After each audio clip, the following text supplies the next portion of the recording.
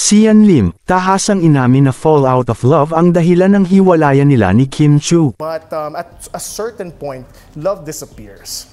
And I think doon na magiging choice ang pagmamahalan. You choose to stay together and you choose to fight for each other no matter what it is. It teaches you pain.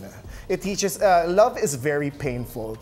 And, but if you learn, and it's also a very magical feeling. I think that's what love does to you.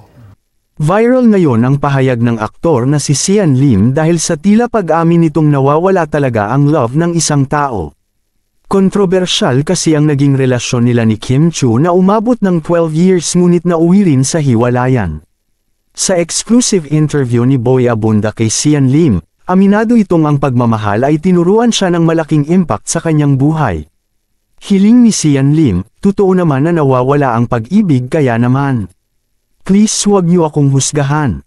Hindi ninyo alam ang tunay na nangyari sa amin ni Kim Chu at mas gusto naming sa amin na lang yon.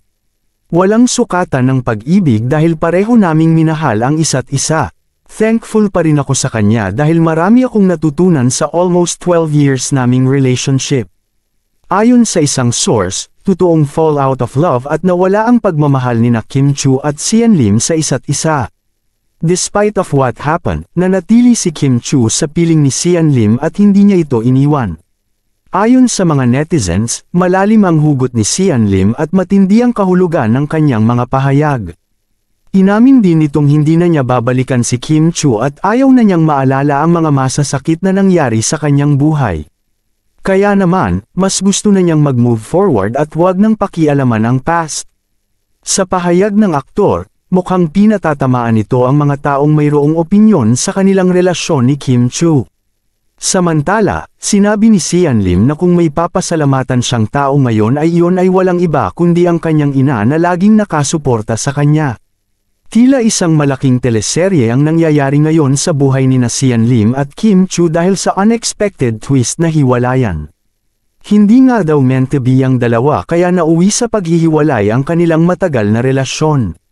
Para naman kay Sian, happy siya ngayon at mas gusto na niyang mag-focus sa pag-arte. Anong masasabi ninyo sa balitang ito? Comment down below. Maraming salamat.